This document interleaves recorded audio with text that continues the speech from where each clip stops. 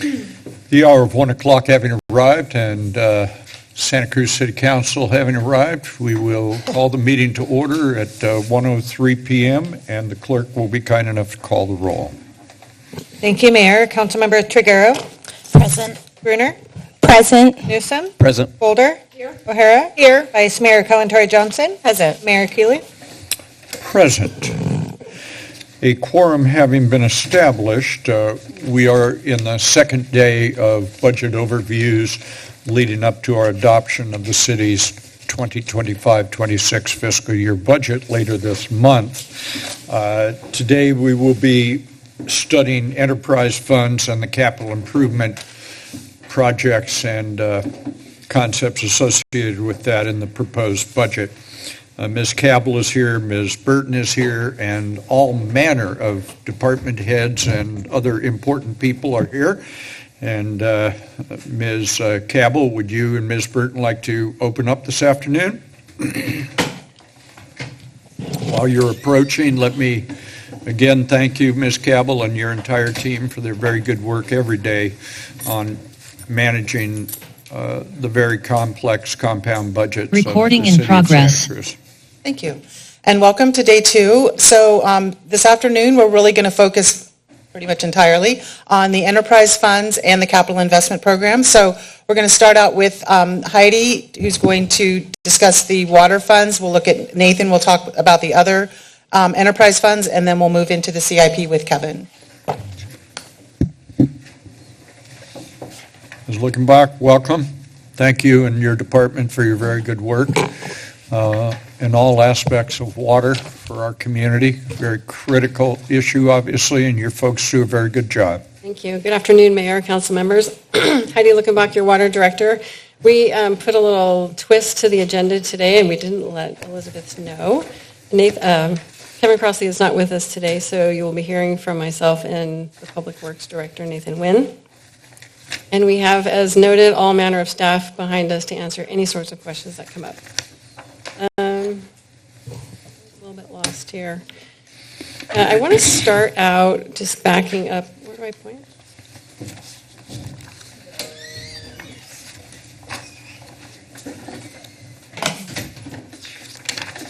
I want to back up a little bit and just talk about SHMU, or Santa Cruz Municipal Utilities, that some of us may or may not be familiar with. Historically, in my tenure, which is actually about 25 years here, it's been referred to as customer service, and it is housed within the building of the water department. But I think it's important to note that SHMU represents all of the utilities: Public Works Sanitation, Public Works Wastewater, and Public Works Water. We have a staff of about 20 people that work with our customers. This slide is intended to show SHMU, kind of what the transactions that they do in the middle. Who they help, our customers, about 100,000, and then how they direct the services on the right. The water department has about 100,000. We serve a population of about 100,000. Public Works serves about 2/3 of that because the city serves outside of the city limits, so they have a population of about 60,000 that they serve. I think it's important to point out all of the work that they do. Work orders, about 24,000 a year. Emails, 15,000, calls, 32,000, and we still receive some lobby visits when we're open. We produce about 300,000 bills a year and maintain and read about 20,000 meters. And they also do the collection of revenue. The water department collects nearly $46 million in revenue, rate revenue. Sewer about 19 million, refuse about 20 million, and taxes about 8 million. And all of this is funneled through this staff of people, again, supporting your municipal utilities. I also wanted to mention the UCAP, or the Utility Customer Assistance Program, which is a development out of customer assistance within SHMU. We do intend to come back to the council when we have updates, but just as a reminder, council took action in November of 24 where they adopted a new policy and created a fund, a special fund, to help support financially struggling customers. We have about 182 right now of the single-family customer class signed up for the program, and they receive on a monthly basis a $25 check that goes towards their utility bill. Again, currently it's only focused on single family, and we are working to roll out a multifamily program in 2026. So again, we will be back before the body to talk about progress, and we're developing metrics to understand how we're reaching these customers, how we can better reach the customers, and how we can better roll out the program. So now drilling down into what we didn't talk about yesterday, which is the enterprise funds. It's the $266 million circle in the middle, and starting with water. So your water department serves about 100,000 people. The map on the right is the extent of our where we touch. And it's interesting for us when we develop staff reports for this body when we go to mark the district, because oftentimes we're not in a district. We're out in the county at Loch Lomond or up the coast or even in Live Oak. We again serve 100,000 people, and we're a full service operation, which means that we have about 4,000 acres of watershed land that we manage. We have a certified water quality lab, treatment and distribution of our sources, a large engineering section, and then customer service assistance and metering. Just quickly about the composition, we have 6 folks in our finance section. We have 23 in SHMU, or customer service. We have 24 in engineering, and our largest group is operations with 71 staff. What are our accomplishments from fiscal year 2025? We secured a significant amount of funding, both through the state revolving fund as well as WIFIA, and a couple grants. We have, I think, $190 million through SRF and about $100 million in WIFIA funding, which is really great in helping us do all this important work. We engage, and some of you engage also, in 2 boards. The Sustainable Groundwater Management Act requires 2 groundwater sustainability boards. And we're working with our partners to make sure our groundwater basins are sustainable. And by doing that, we're advancing ASR, or Aquifer Storage and Recovery, in the Mid-County Basin within Live Oak. And the picture right in the middle of the white and the gravel, that's actually an ASR well pushing water into the ground in the Live Oak area. Rolling out the UCAP is a great accomplishment for us all, and then developing critical infrastructure projects, being concrete tanks up at the Graham Hill Water Treatment Plant on the lower right, intertie with Scotts Valley Water District to make sure that under emergency and drought conditions we can share water with our neighbors. And then we recently received an award from NOAA for our ongoing work with the Habitat Conservation Plan, restoring coho, salmon, and steelhead. Some of our goals for next year is to do a long-range financial plan, cost of service. I'll talk a little bit in a subsequent slide about some of the financial headwinds that we're seeing. Complete critical projects like the concrete tanks project. We have 2 ASR wells that we're hoping to advance significantly in 2026. The intertie with Scotts Valley will be done in 2026.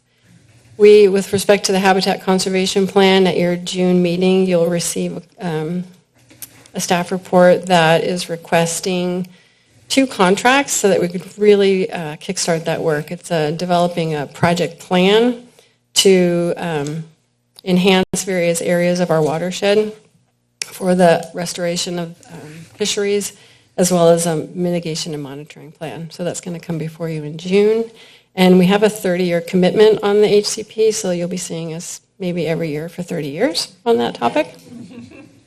As we all know, NATE, or the utility billing software, is rolling out, and customer service SHMU is really heavily involved in that capacity. And then finally, advancing water supply reliability projects throughout our service area. We are continuing to look at partnerships with Soquel Creek Water District, Scotts Valley Water District, on a whole host of projects to make sure that we're reliable into the future.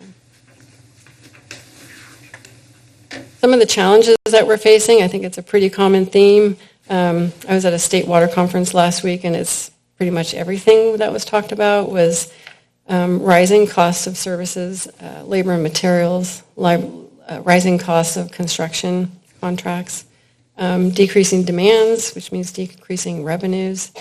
And we have been fortunate in that we have not seen any compromise to our state and federal grants, although we did have an experience with one of our pipeline projects up in San Lorenzo Valley. It was a FEMA-funded or partially FEMA-funded project.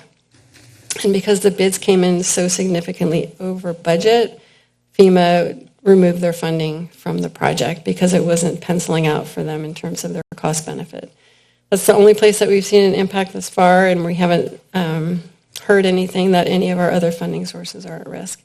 Another challenge, however, with the state revolving fund is that they've put a cap of $50 million on the loans that they're willing to let. And we do have a few projects that exceed that amount, so we're trying to figure out how to negotiate other funding so that we can fund the full project through these grants and loans.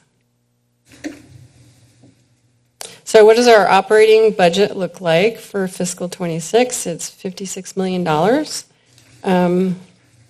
The majority of it being in services supplies, and that is funding the habitat conservation program that I mentioned and internal services. That's the two biggest components of that category. Personnel, debt service, we saw a big bump in our debt service this year because we're taking on principal payments on the loan that was funding our Newell Creek Dam replacement project. So that's a significant bump there. In terms of our capital program, we have $48 million of work we think we're going to accomplish next year. $18 million is new money, and about $30 million is rollover money.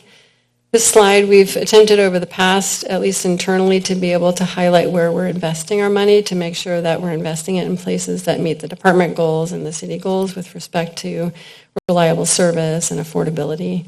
So you can see here almost 40% in raw water transmission, making sure that the water can actually get from our sources to our treatment plants, a big chunk in surface water treatment, which is our Graham Hill Water Treatment Plant, and then another big chunk in supply augmentation. And then finally, I think this is my last slide. These are the projects that we will be spending the money on in this fiscal year. So we're hoping we should be wrapping up the concrete tanks project at the Graham Hill Treatment Plant. It's an awesome project if anybody wants a tour, and I think you can even go inside one of those, and it's very cool. The intertie with Scotts Valley should be done in March of 2026.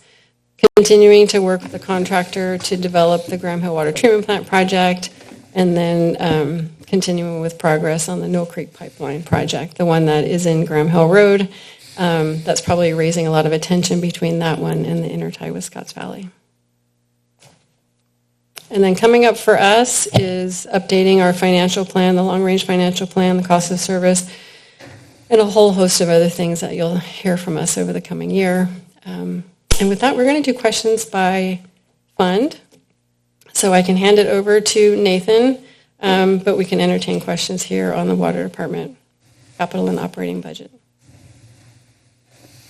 Let me see, are we going to hear department by department in their entirety Correct. That's the plan for this afternoon. and then go through questions? We can entertain questions now if the council would like. Let me Yep. see if there are questions of the Water Department. Water Department? Water? Water.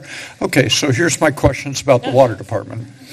And I would alert those who are going to come up later today with regard to if you are an enterprise fund or you are here to speak on capital outlay, I'm going to ask a series of questions, so they're going to be to everybody. So let me start with, you are an enterprise fund. What is your current cost recovery of your expenses through fees?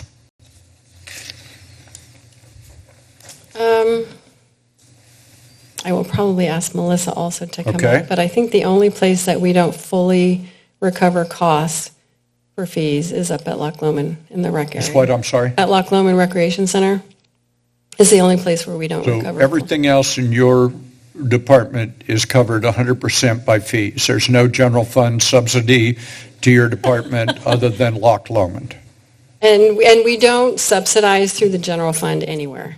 anywhere. Correct. Okay. So you have what I would call 100% cost recovery. No pressure whatsoever on the general fund. Correct. You're going to change that answer?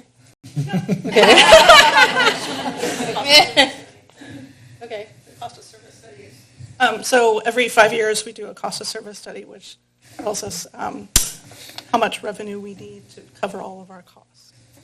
And where are you in that 5-year process today? Starting it again in 2026, hopefully. So you're at the 5th year of 5 years, and you're going to start a new 5-year in the upcoming fiscal year? Actually, we're hoping to start it early. We're in year 4 right now. So hopefully starting it earlier this year. Okay, and what that's telling you so far is that we are achieving 100% cost recovery through fees, and there is no general fund subsidy for the department. Is that correct? Correct. Very good. Thank you for that. Second question is, and I will, again, alerting other departments to this. We have in our budgetary policies a number of statements that go to how we are going to assemble budgets. And in budget policy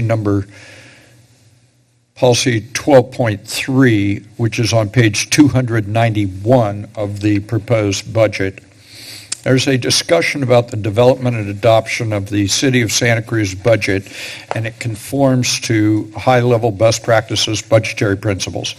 So it speaks in number 1 there to the city shall adopt an on-time structurally balanced budget. So I'm just going to use this as a moment to say there were some statements yesterday about whether or not we adopt balanced budgets. We don't have a choice. We have to have a balanced budget, so the budget will be balanced. It says in number 4 there, one-time resources shall be matched to one-time spending. That's pretty standard policy.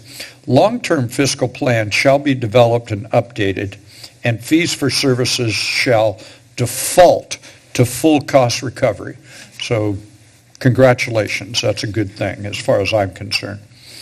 The one-time resources and one-time spending, I understand that, but I'm not sure that's a way necessarily, given the unmet capital needs over time throughout the city, but I'm going to focus on your department, that there are many ways to try to get to that.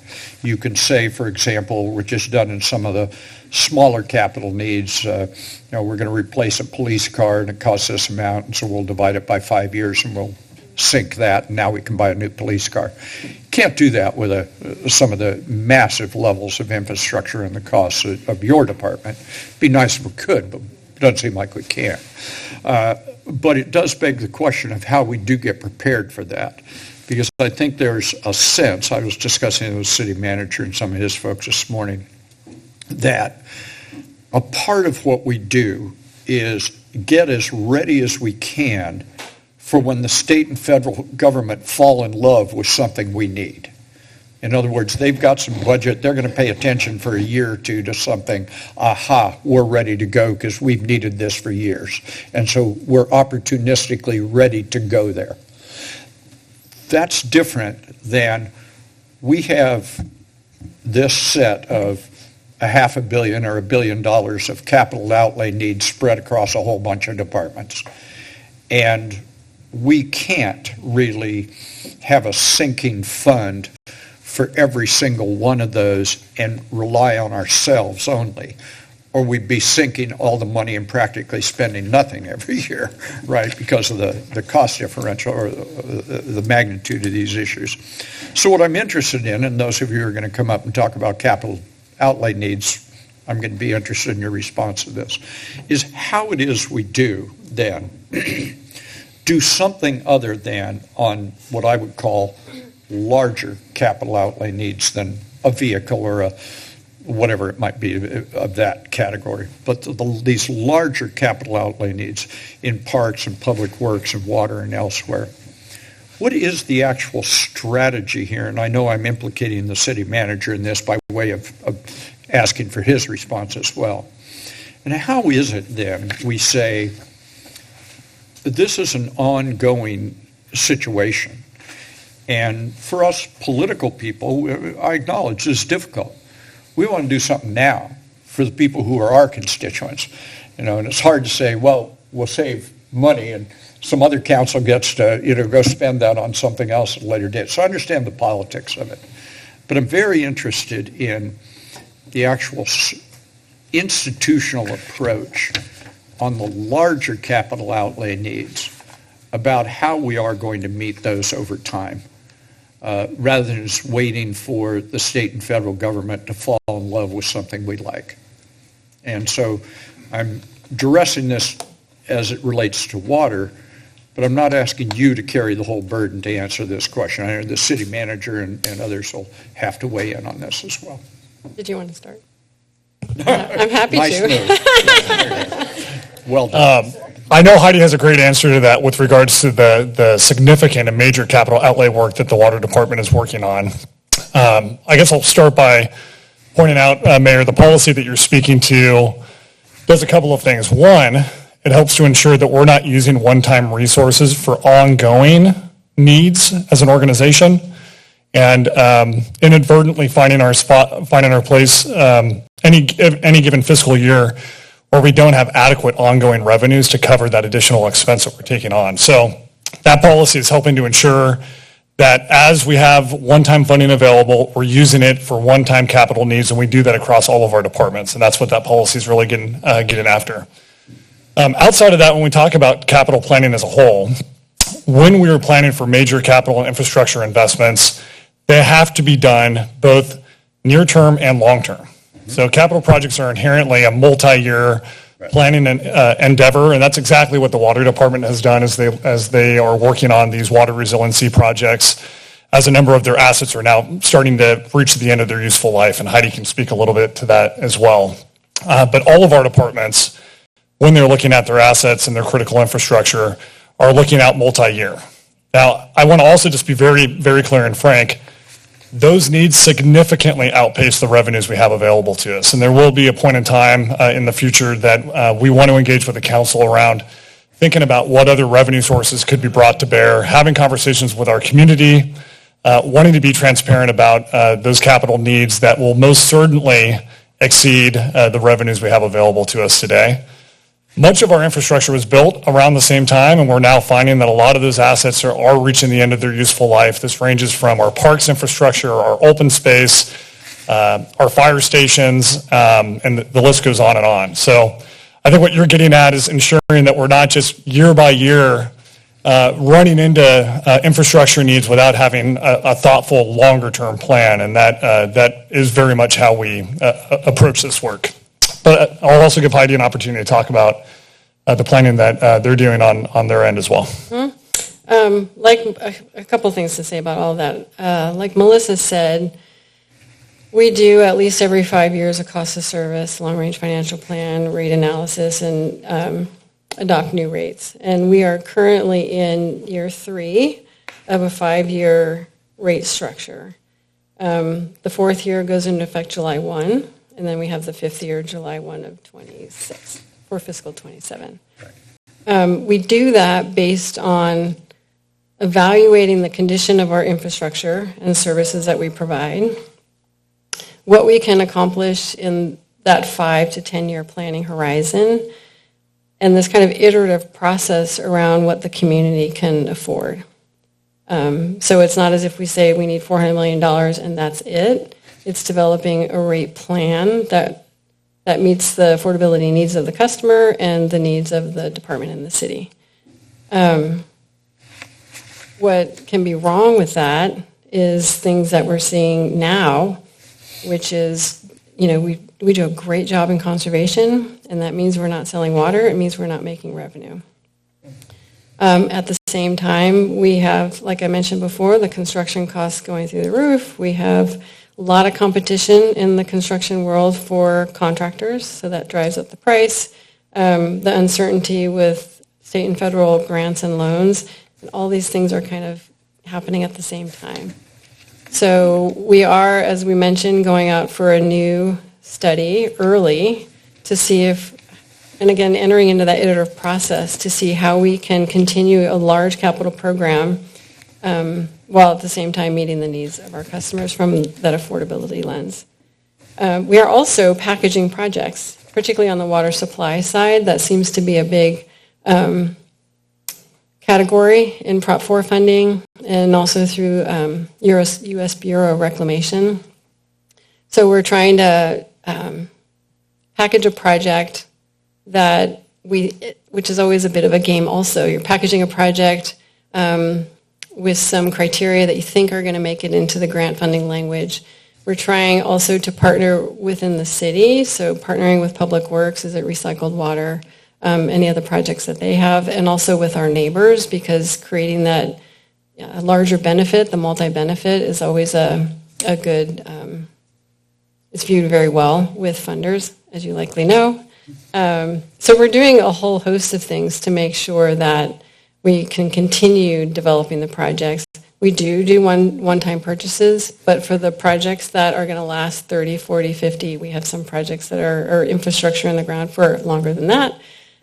We do want to debt finance it and spread it out for future repairs. So let me ask you about that. So I thought what you did either earlier this fiscal year, maybe it was last year, but you went out on a revenue bond and are doing a lot of work. And I think that's absolutely the right way to do capital outlay. And the reason for that, as I see it, is pay as you go is I think, bad public policy. I think better public policy is you borrow the money and it has a 30-year life, and people who use it for 30 years are paying it back, rather than the people who are here now, they didn't, we're squirreling away the money and then we put it all in there. Well, that's the people who are here now. So I think in terms of fairness about who is paying for the infrastructure, the beneficiaries ought to pay for the infrastructure. So I like the idea of revenue bonds. They also have the advantage, because they are not a general obligation of the city, that they're not going to touch the general fund. You can't default to the general fund. So that's why you don't have to get voter approval for them, because you can't touch the general fund. The revenue is the revenue. Which raises the question for me about what your thoughts are going forward on some of these large capital outlay needs that you're going to have that will have a 20, 30, 40-year useful life. You had mentioned just a moment ago the idea of bonding for those, or essentially some form of borrowing for it. And can you enlighten us as to how you see that going forward with some of these capital outlay needs? Well, I would love, Rosemary used to always say she wants a $100 million check through a grant. So I'm going to wait for that. I'll take $50 million. We are very actively pursuing across departments grant funding. And some of the grant funding, it's not going to pay for everything, but it certainly is going to help. We have two very large capital projects. One is the facilities improvement plan at the Graham Hill Treatment Plant. It's upwards of $140 million. And then water supply augmentation. Right. We're taking a very critical eye, and not to say that we hadn't done it in the past, but a more critical eye to see if we can't reduce the scope to make sure that it is a project that the community can bear, or projects that the community can bear. So we'll be talking a lot internally and with the council in the coming months and years probably about what those scopes look like, what partnerships we have to create with our neighbors or resource agencies to ensure that we can keep costs of capital projects down. Because yes, debt funding is a way to go with long-term projects, and there's a limit to debt funding also. Thank you. Questions? If I may, I'm trying to look back at my notes, and I think it might have been 2020, but I do remember at one point we had this conversation, and some of this capital outlay that needed to be taken care of, we changed the rates, and we agreed to raise them 10% a year for the next 10 years, so that in 10 years they'd be 100% of what they were. And I'm just wondering if anyone knows, and maybe it's too soon to know how far we are along that, because I do think it is unfortunate that the people today are paying for, there was a lot of deferred maintenance over the decades, and I think some of the, if I may, some of the, I don't know how to say this delicately, like some people that were trying to stop development and growth, one way to do that was by not updating water infrastructure over the years. And so it was an intentional move. People might have mixed feelings about that. Nevertheless, now we're stuck with the burden of replacing this really expensive infrastructure that's hopefully going to last for decades to come. And so I don't know the answer to that, but I am curious how far we are along that rate increase, if you know. As I mentioned, we're in the third year of a 5-year rate increase. The one we're in now is, I think, I'm going to mess this up a little bit, but the first year was 6.9, 16.2, 16.2% increase. This is just for water, 6.9, 6.9. So I'm not quite sure where the 10% came from, but that's the rate structure we're in currently. And we're in the third year, which is a 6.9. Thank you. I guess I do want to add that, as I mentioned, I was at a conference last week and talking about very similar issues, and there are some agencies that are looking at double digits, 20 to 40% rate increases. Because of all the issues that I talked about, other agencies are seeing them as well. Just out of curiosity, one follow-up question. What are other agencies charging? What are places in Live Oak, or if you lived in other parts of the county or other parts of the state, what is an average rate or water bill? How are we? We haven't done that analysis for a while. Okay. I'm just going to generalize and say we're not the low and we're not the high. As part of the rate work that we're going to be doing moving forward, the Water Commission has asked that we provide that sort of comparison. So where are we now in water rates only, and where would whatever bump we come up with put us?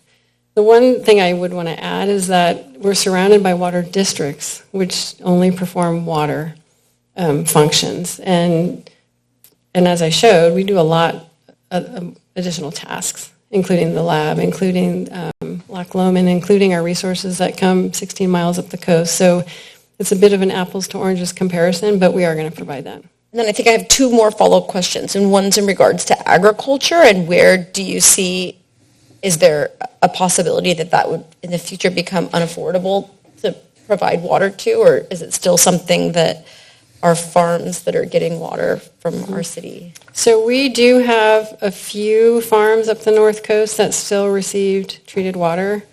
We have two rates that we provide to them, and one is we call it a reliable rate versus unreliable, because the North Coast occasionally goes out of service for various reasons.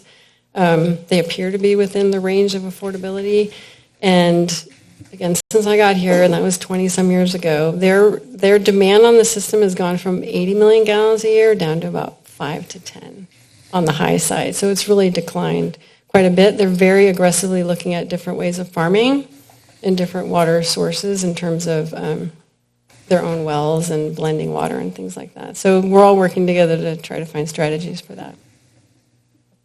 Thank you. And the last question, is there any talk around consolidation with any of the smaller water districts, or ways to cut down on some of the administration costs? I know that's I just saw the article about the fire department, so I doubt it, but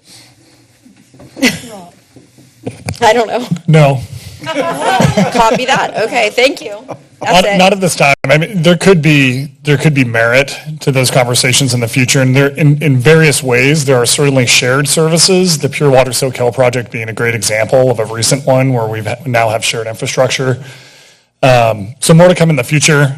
Given our small county, there's a number of fronts that we're looking at regionalized services. You mentioned fire services as another. So we'll have to see some point in the future. All right, thank you. I think this is an area where you and your predecessor and all of your employees get an enormous amount of credit, and that is the work that was done the last decade to erase the balkanizing of water in Santa Cruz County, and to get these series of cooperative agreements is, I think, landmark public policy work, and thank you for that. Very, very good work. Councilmember O'Hara. Thank you, and thank you, Mayor, for this line of questions. It does have the impact of seeing you shine, and where you have such strong background around. I know. Here we go. But it did. No, not yet. That's for later. I'm just kidding. I just think this line of questioning is so interesting, just given my experience, background, and who I currently work for out in the world. What we are talking about here today and what Heidi has brought in front of us is felt across the United States. With water and wastewater infrastructure, it's considered long-lived infrastructure.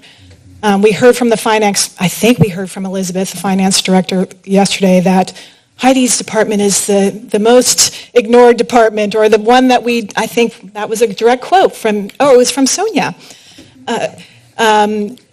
That is because, in large part, this is long-lived infrastructure. This is infrastructure that is supposed to last 75 to 100 years. It's easy to ignore unless there is an emergency, a catastrophe, a crisis.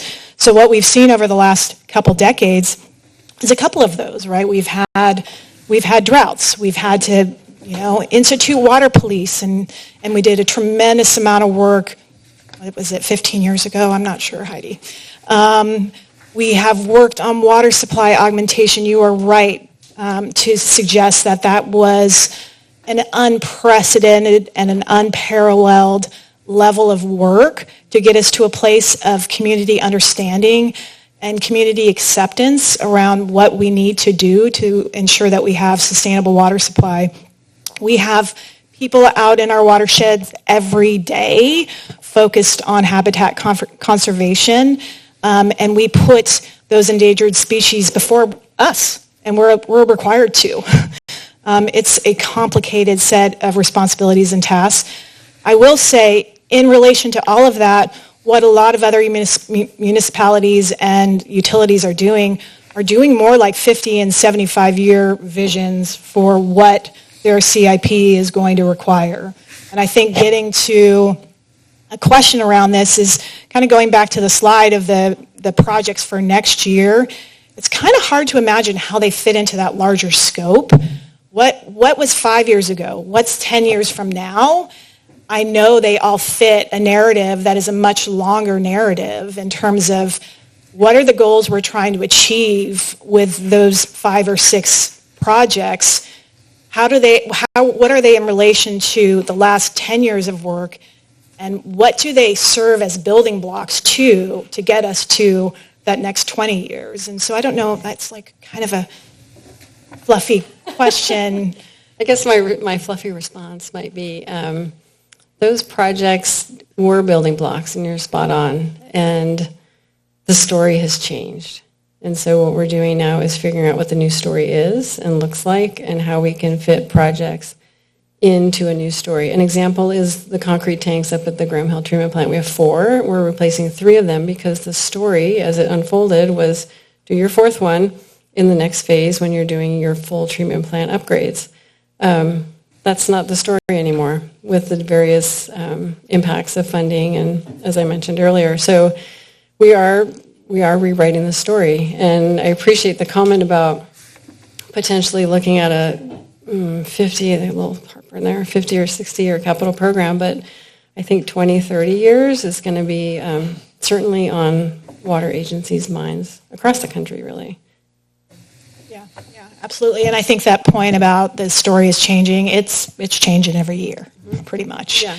And so I think even these 5-year rate studies are really complicated because the economics change, the economies change, political dynamics change.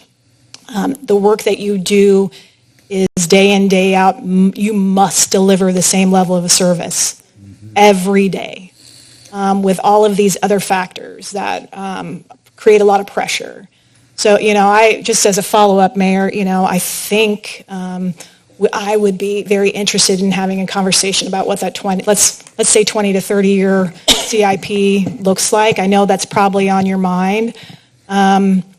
As it relates to the next rate study, it's going to be it's not going to be an easy conversation, but it'd be a lot easier if the community could understand that longer projection of need, because it's hard to manage those big rate increases when what we're just looking at is this short period of time. So that would be my suggestion. The other thing you bring up, which is important, is I think the days of 5-year rate increases are over. Not over in the sense that you can sediment and then not look at them again for 5 years, but really you can do that 5-year, but really having to take a critical look at least annually on where you are with all these headwinds, as I call them. Further questions, comments? Thank you very much. Appreciate you being here. It is the distinguished director of the Department of Public Works, ladies and gentlemen. How are you, sir? I'm well. Good to see you. Thank you to you and all of your employees and colleagues who do such a great job every day. We appreciate it. Thank you, Mayor. Nathan Nguyen, Director of Public Works. I'll be presenting on the Public Works Department as well as the 4 enterprises that fall underneath Public Works. And then later at the end, we'll go over our CIP, Capital Investment Program. Okay, so Public Works Department is comprised of 275 staff members. Of that 275, about 188 of them are actually enterprise. If you look over to the right, we have a graphic there that gives you a breakdown of the FTEs by the different enterprises. One thing that I'd also like to point out on the slide is our vacancy rate. So while we are the largest department within the city of Santa Cruz, our vacancy rate has been incredibly low, and really that's a testament to our hiring managers as well as working with our HR staff on recruitments and making sure that we fill those vacancies at both the highest and lowest levels.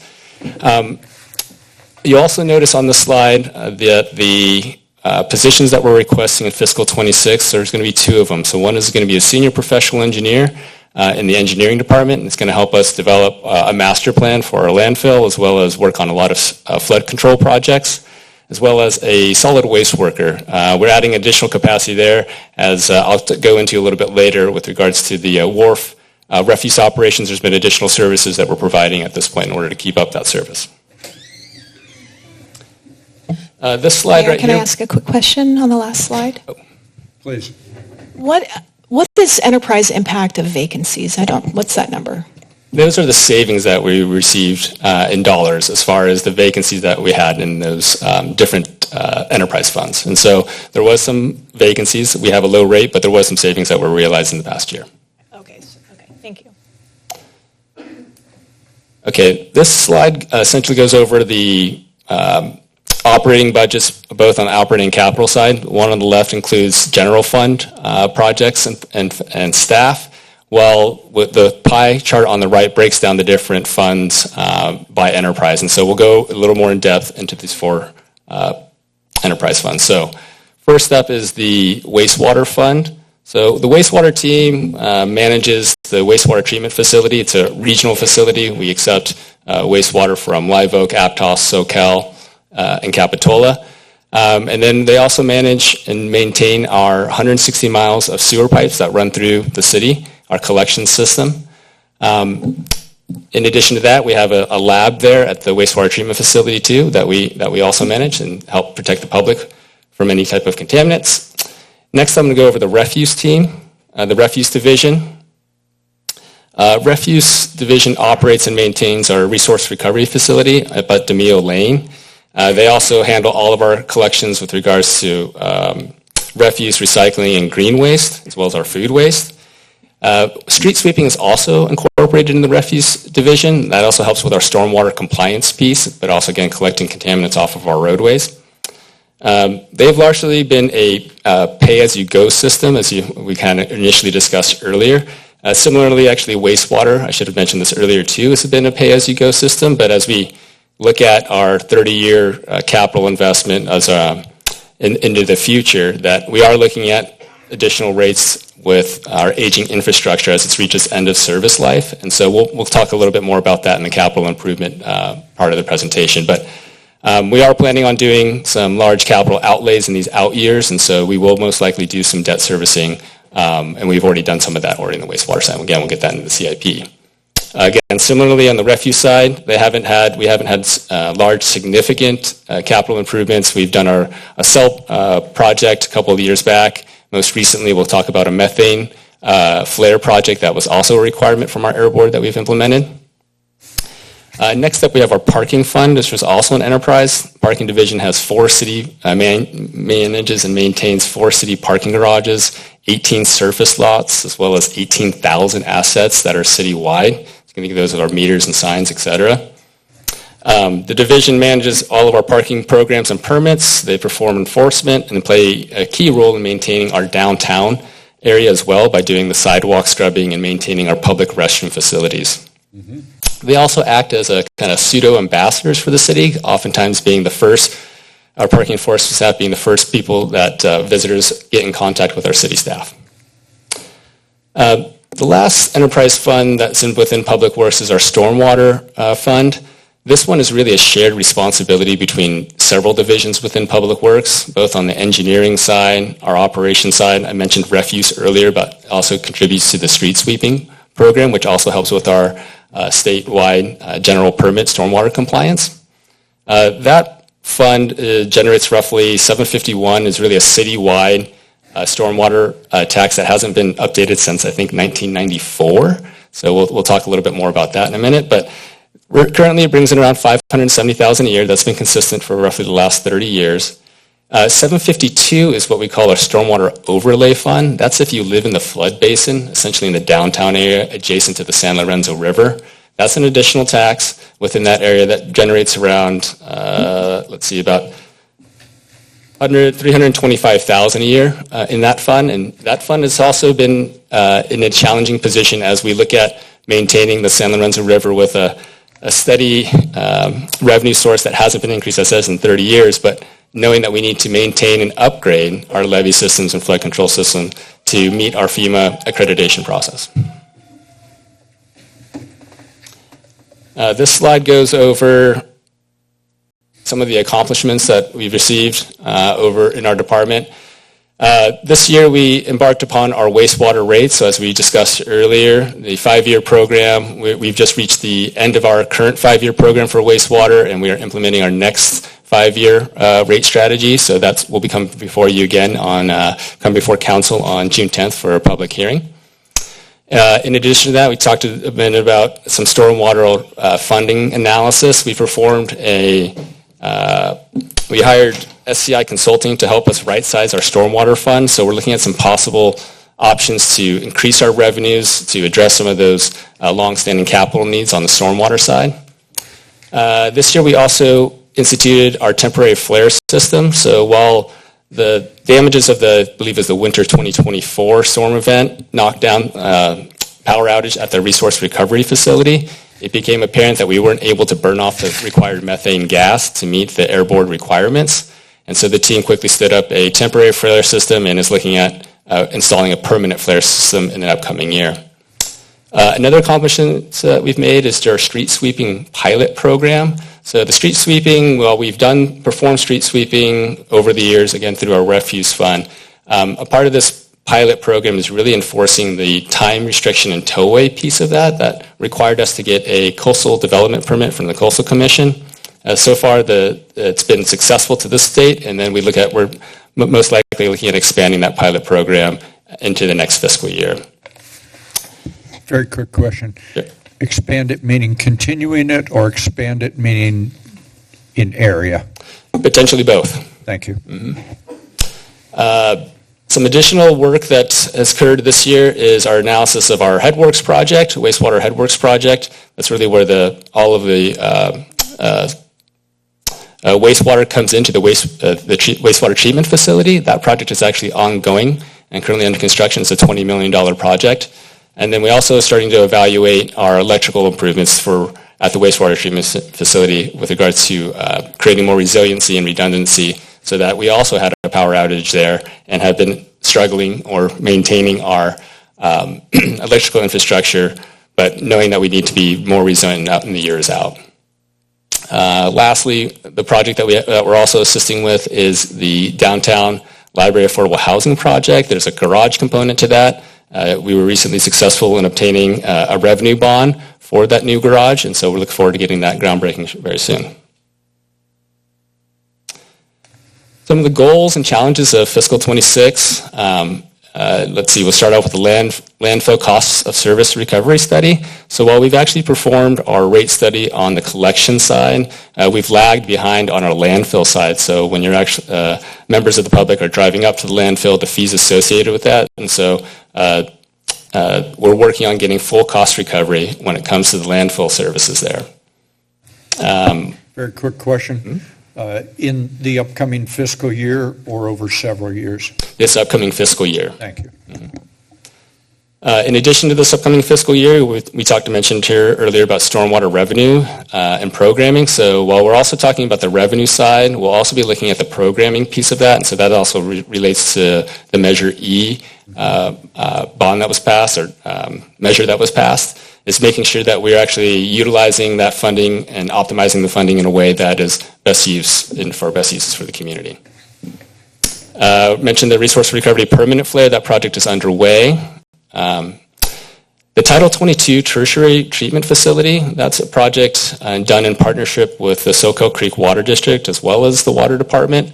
There's been some additional challenges with regards to the startup and commissioning of that facility with regards to water quality and volume output. But the teams work, the agencies are still working collaborating and working to find a workable solution for that project.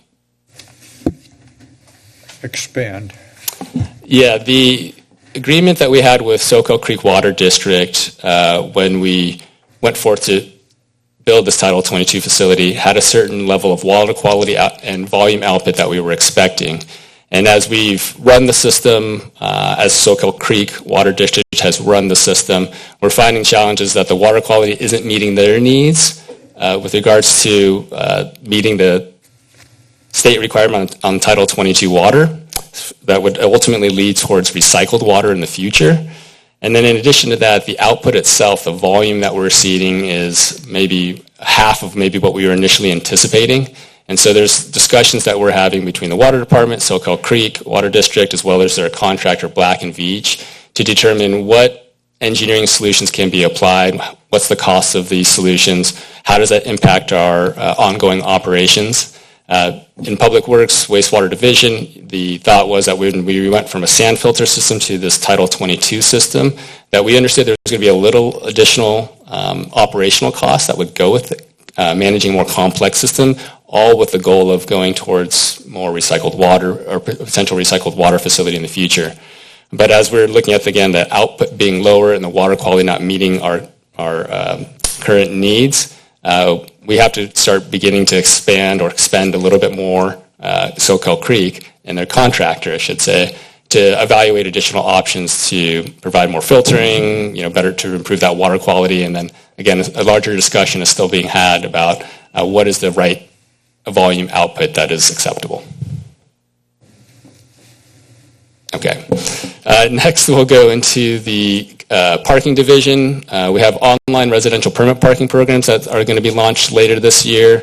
So we're really excited about that, as well as Pacific Avenue multi-space parking. So this will allow us to have a better view of our utilization of our on-street parking, which is always something that comes up from time to time. And so we want to be able to move towards instead of the individual parking meters, but towards like a pay station, similar to what you might see in our surface lots in the downtown area.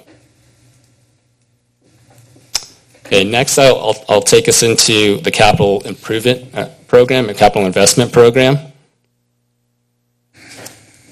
So rough take is that we've had about 93 active projects in our CIP. We were able to close out roughly 29 of those. Some of those projects that we closed out are ones that we finished, but some of them that we closed out in our CIP are projects that we weren't going to be able to prioritize, not just this next year, but in the next 5 years. And so while we take a closer look at using our CIP not only as a budget tool, but really as a planning tool to look at what our resources, both from funding and then on the staffing side, and so what we can truly implement.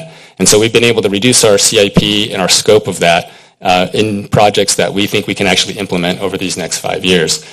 The program itself, this year what we're allocating is around $39 million. And there's, again, 11 unique funds here.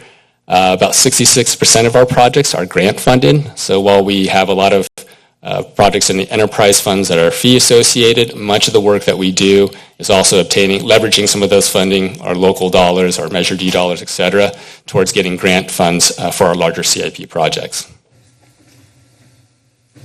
This slide, we wanted to take a moment to talk about the impacts of federal funding. So the current administration has sent out different notices through different parts of the federal government with regards to federal funding programs. Now, the image on the left is of Westcliff and emergency projects. That is funding that has come through the Federal Highway Administration Emergency Opening Program. And as we mentioned yesterday, that we've received a grant anticipated notice and help us with our cash flow float when it comes to that project. But while we expect that funding to come in from the federal government and not be impeded by the current administration, the reimbursement process and reallocation of those emergency funds from the federal level is taking time. And so that project, while we've already expended, I believe it's around $25 million to granite construction for the construction of those walls, we've only procured, I think, about $6 million back in reimbursement to date. And so there's a large amount of money that we're still waiting on, and that this grant, again, anticipated notice that was approved yesterday, will kind of help us with that float for that specific project. Now, what's in a similar situation is our Highway Murray Street Bridge project. That's the image that there. It says expense of $62 million and the federal portion of $55 million. Now, that project, we don't plan to expend all of that in 1 year. It's most likely around, I think we're looking at around a $10 or $15 million a year, I think in this 10 or 15 million in this upcoming budget, and then over the next 3 years as we expend that project. Similar to the Federal Highway Administration Emergency Opening Program, this is the Highway Bridge Program, and so we're just continuing to invoice and wait and seek reimbursement from the federal government. Those funds, both of those projects just mentioned there, we don't anticipate any risk due to the current administration. It's just more about the processing. But it does put us, again, be very mindful about how much money is going out, because in recent years, we haven't had multiple projects that are in the tens of millions, and this is not just public works, but economic development, water, et cetera. And so we really are trying to pay a closer attention to how much money is truly going out and how much we're actually getting reimbursed for, the timing of that. The bottom picture is an expense shows of the rail trail project. So that project is, federal portion is about $34 million. We're still in the early or preliminary engineering phase where we're designing that project. And so there hasn't been a large capital spend. We're roughly, I think, about $4.5, maybe $5 million on rail trail segments 8 and 9. But we are anticipating in fiscal 27 at the earliest to start construction on that project. And so we want to be able to make sure that that funding, which is a Federal Highway Administration program, the Active Transportation Program, still stays sound. And we have not heard any additional notices with regards from the current administration on that front. Now, the last two projects we have heard from the grant programmers, and that fund that says federal defunded that should actually say, I think it should say 12 million, or maybe it was 14 million. That project is our EV charging program. We partnered regionally with Monterey, Watsonville, and several other agencies on getting EV chargers in our region. We were awarded, I think, of that 14 million, I think we were about 3 or 4 million of that was for the city of Santa Cruz. Unfortunately, that program was axed by the current administration, and so no funding is being received, and that project is now seeking funding from potential state programs. The image on the right is a picture of our stormwater pump station number 1 on the levee. Unfortunately, that project originally received FEMA BRIC grant funding for $15 million with a $2.5 million local match. We know that the phase 2 portion of that grant fund has been defunded. That's the construction portion of that FEMA BRIC program. We're still currently technically eligible for the first phase, which is about, I think it's about $2 million.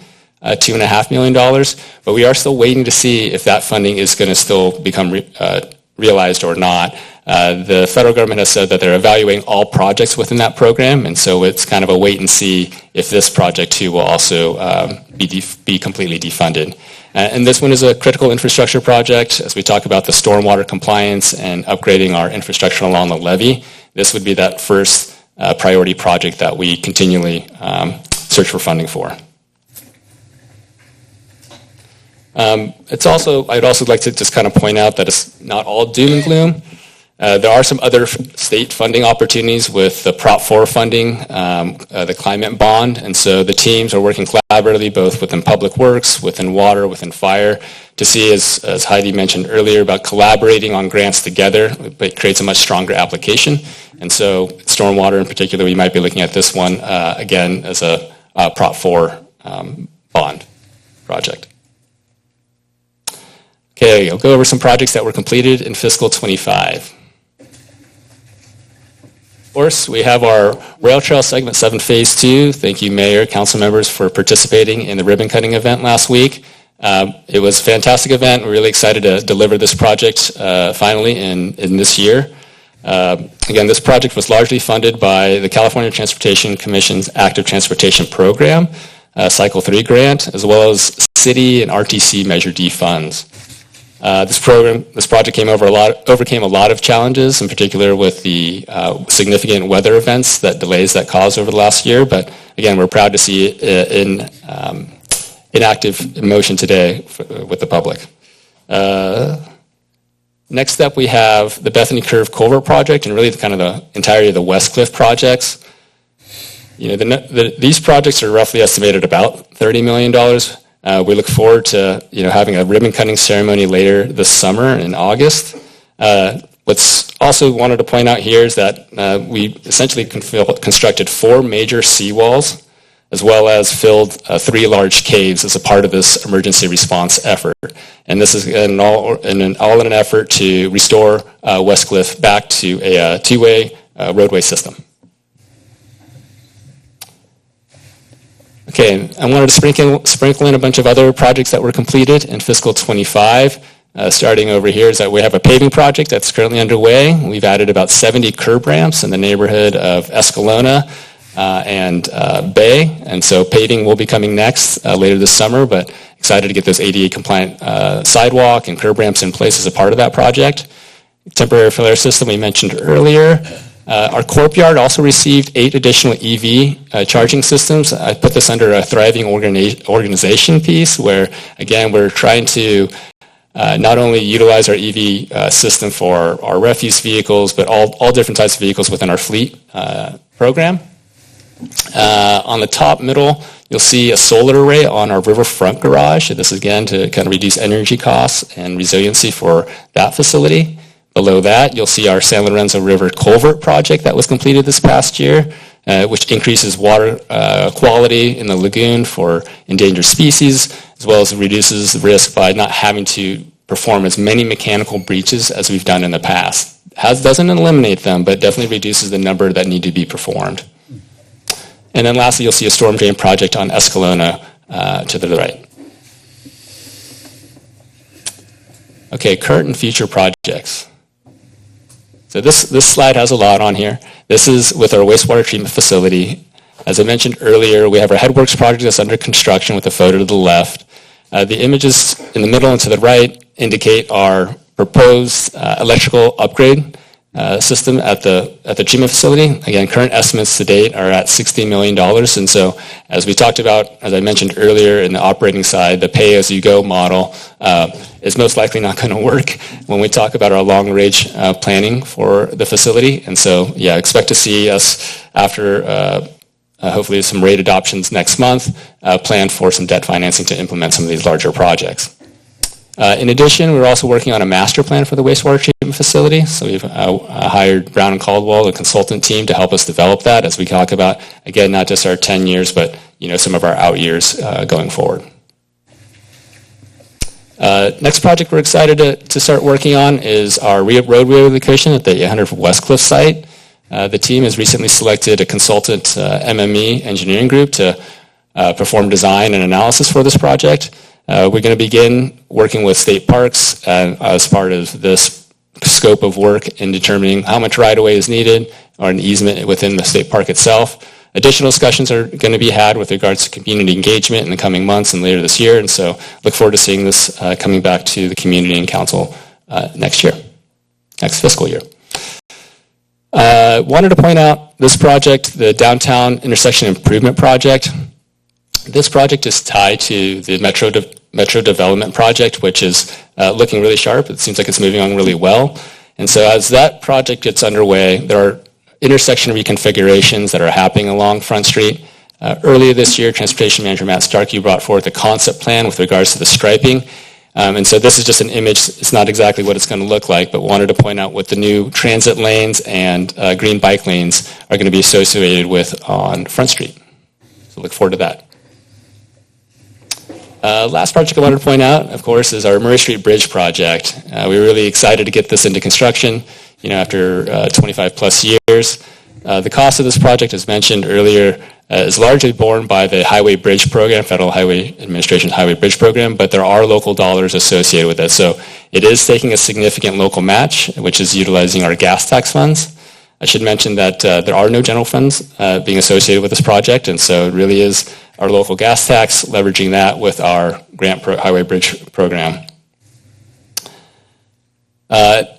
When this project is complete, some other things to note is that we are going to be looking at a wider deck, and so bridge deck, of course, it's going to be more resilient to earthquakes, looking at roughly a 7.9 magnitude earthquake, but also wide bike lanes, 7.5-foot wide bike lanes, as well as a nice 8-foot wide sidewalk on the ocean side of the bridge, and a barrier railing that has nice see-through features to it. So again, visitors and even boaters can look back and forth between the bridge and the ocean. Last, I want to just put a plug in for our major projects map. This website, cityofsantacruz.com major projects map, has been up now for the past 2 years. We do get some hits on there. We'd love to see more utilization to engage the public with. The projects located on there, it's not all the projects within the CIP, but they are our major and more highlighted projects for the public, and you can really dive into the location of them, it has the project manager's name, a brief description, so there's additional follow-up that can happen.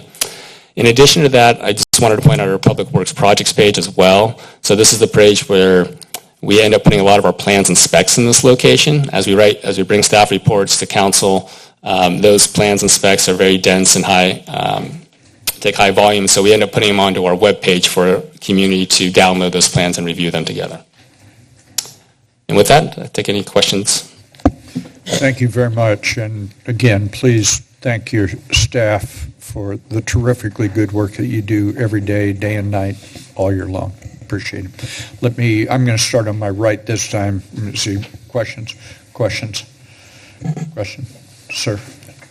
It's a comment. Madam Vice Chair. Thank you. Thank you so much for the presentation.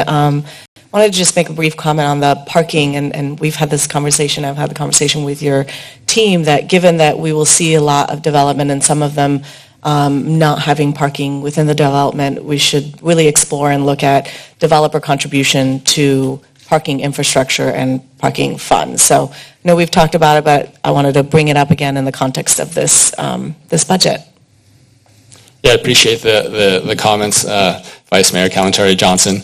So we have met with staff and we are discussing internally about bringing forth an item back to council to review some of our parking programs and initiatives that are already underway, and some initiatives that we may consider taking as a way to address some of the concerns that the community has with regards to development projects, particularly on arterial roadways adjacent to neighborhoods. And so we expect to see something like that this upcoming fiscal year. Thank you.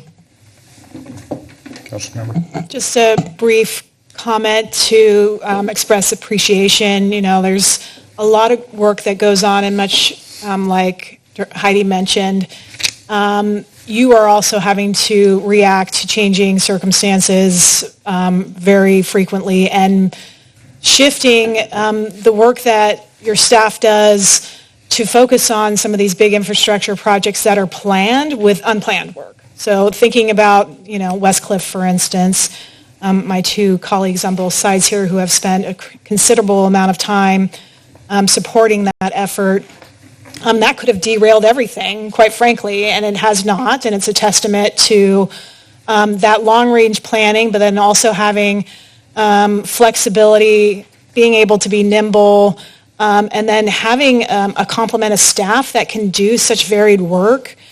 So I just wanted to share that appreciation. It's hard to glean that from the slides, right? It's like whiplash, right? And I just, wanted to mention that, but I do think the comments that we made about the water department are very similar to what I would say and I'm sure the mayor will be getting to the questions around fee, how much of our fees actually pay for the work that we do. On that note, if you could go back to like the second or third slide, I want to make sure I'm reading this correctly. I think it was basically revenue expense for the 4 funds. Can you describe, maybe I'm not reading this right, like if revenue is less than the expenditure, where's the rest of the funds coming from? No, I appreciate Councilmember O'Hara bringing us back to the slide. I apologize for glossing over the expenditures over revenues versus kind of the capital outlay for each one of the different funds. And so while we look at the expenditures and revenues, you can see that the capital outlay, for instance, we stick on wastewater. When we remove the capital outlay piece, wastewater has then also managed as a pay-as-you-go type of utility. But as we start looking at the large capital outlays that are coming, not just in this upcoming fiscal year, but what we want to plan out for these next fiscal years, it starts to become an issue where we have to raise rates and then also look at debt financing and spreading that over, as we discussed earlier, amongst years and different generations when we talk about these large capital investment projects. And so the difference for wastewater here is when we take out that capital outlay out of the expenditures, the O&M side, just the operation maintenance piece, we still have a healthy budget. We have a good fund balance there. But as we start planning out these larger capital outlays, we've actually already received, I think it was a $26 million iBank loan earlier this year in order to help us move through our Headworks project as well as a sewer liner project. And that is, again, a part of our plan to start looking at further potential debt service in order to handle the upcoming electrical project. Okay. That probably answered my question, but I'm still a little bit confused. Am I reading that, for instance, with a 721 fund, revenue of 34.2, expenditure of 38.1, what is that $4 million delta coming from? The fund balance. Okay. All right. And so, so as we kind of go through the different enterprise funds, as we were discussing earlier, we are challenged with maintaining our capital needs as well as our current O&M. And so the capital outlay that you see, we kind of subtract that out. And so our O&M typically is running at a pace at which we can pay for as a pay-as-you-go system. But as soon as we start adding our capital requirements, it starts to put us in a more challenging situation. So each one of these funds that you see here in this next fiscal year are going to be looking at revenue increases, potential revenue increases. So we're looking at depleting fund balances for when we have that delta, basically. Correct. Yeah, okay. If I could add to that as well, when we look at our stormwater fund, we do know that it's on an unsustainable path. Nathan alluded to that as well as we look at some of the outdated fees and taxes that we charge to try to sustain that significant infrastructure and system as a whole citywide. So we will be having conversations with the council and the community in the future around what we need to do to right-size that fund. It's not currently using general fund, but it is at risk of needing general fund dollars if we don't act to keep that fund whole in particular. That's it for me. Thank you. Thank you, Councilmember Golder. I just have a couple questions. One, since about a quarter of the budget is gas tax, and I know we have the highest gas rates, I think, in the nation, have you seen a decrease as people have moved towards EV, or is there talk about how to subsidize that? I don't believe we've quite seen a decrease yet when it comes to our gas tax revenues, but there is larger discussion, especially at the Federal Highway Administration level, that we're anticipating as more EV adoption does occur, that gas tax balance is going to decrease across the nation, and so how to address that. And so there's discussions, some strategies around vehicle miles traveled, increasing registration rates, things of those natures to kind of help offset that with that increased maintenance on the roadway with these heavier vehicles. And so more discussions are being had, not necessarily at the local level, but more at the federal level. Okay, thank you. And then the other issue, it's kind of following up on what the vice mayor was saying, is I think the community would really support some sort of impact fee or the opposite, incentivizing people providing parking even though it's not required, because as parking is not required, it is going to impact neighborhoods and it's going to become a public problem that we're going to have to deal with, building garages or places for people to put their electric vehicles or whatever they're getting around in 10 years. But so I think I look forward to seeing what that looks like. Yeah, so in addition to looking at different parking strategies around, not in the downtown core, but around a lot of our arterials, the transportation team is also looking at upgrading our traffic impact fee into a transportation impact fee. Right now, we applied for a Caltrans planning grant to do that work. We're actually hoping to find out in the next couple of weeks whether we receive that grant, and if so, we'll start to embark upon that work to help develop a transportation fee that is more modern and meets today's needs. And that will include things to offset probably parking challenges, as well as active transportation improvements, things of that nature. Thank you. Thank you.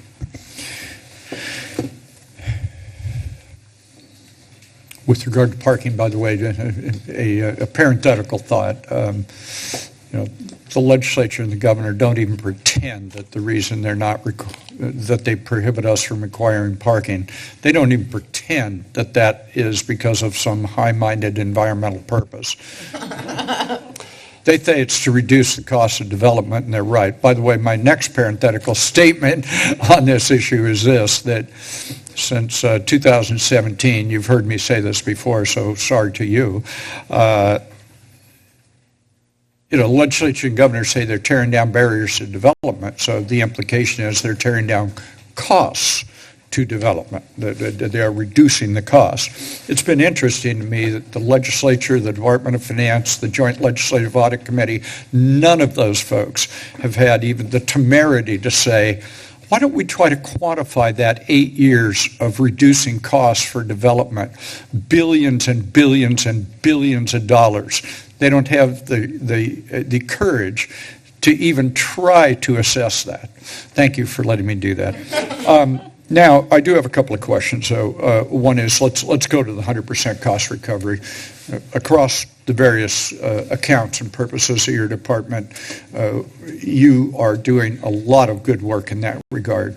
On target to get 100% cost recovery when? So what I would say with regards to the enterprise funds that are shown on the slide here, all of them actually are 100% cost recovery. What we do when it comes to managing the different enterprise funds and even our own general funds too that are allocated to public works is that we have to look at deferred maintenance essentially. So when we look at capital planning, we look at projects that we know we can get accomplished within the resources that we have today and then plan for those out years. And then there are projects that we look like, for instance, the pump station on the San Lorenzo levee, where we know that the end of service life is near. We continue to maintain it at a high level. It's been operating for quite some time, but we know that we need to provide some injection in order to maintain that system. And so the kind of gets back to earlier question about the one-time fee, one-time use type of implementation, and that's that type of project that would fit kind of squarely in that policy. But in general, the enterprise funds here, none of them are requiring any general fund support, again, except for the stormwater fund, where we are continuing kind of run a deficit and breaking down our fund balance.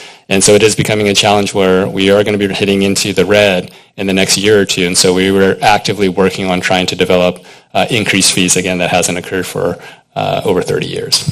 And you may be bringing that to us when? We'd love to bring options back to the mayor and council this upcoming fiscal year, most likely this fall, as we kind of evaluate and review our consultant's memo. That's actually happening as we speak. But after the summer break, we'll bring back a study and hopefully some options to pursue additional funding on the stormwater front. Very good. Thank you on that. From the sublime to the ridiculous. My two hobby horses that you would be disappointed if I didn't bring them up during budget hearings. One is the issue of the entrance to our beautiful community on Ocean Street. I understand there are some plans to make it look like something other than a medium security facility as you drive into the city. And can you give us an update on that?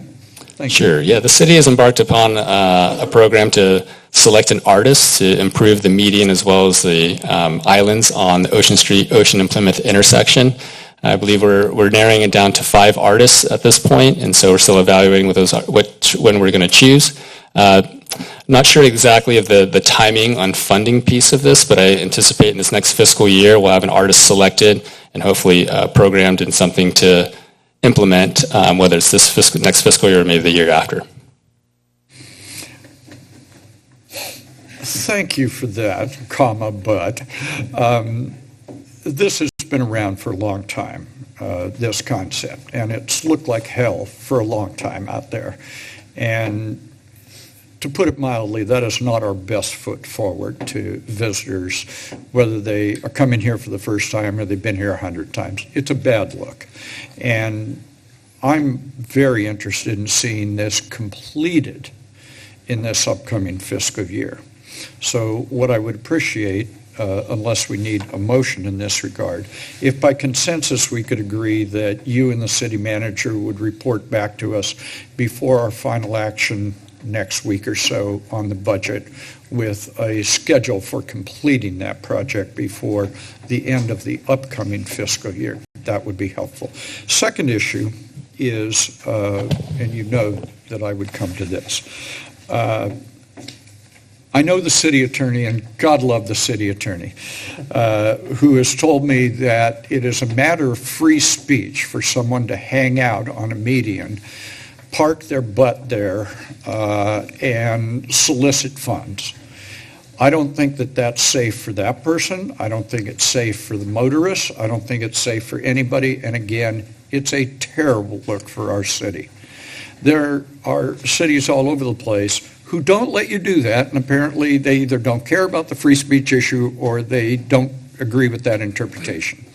So this is the third budget year where I have requested a plan that we take the top 6 intersections by traffic volume, and we have a plan for improving those intersections in such a way that is consistent with the law and free speech, but does not allow anybody to be on there because of the design of the intersection.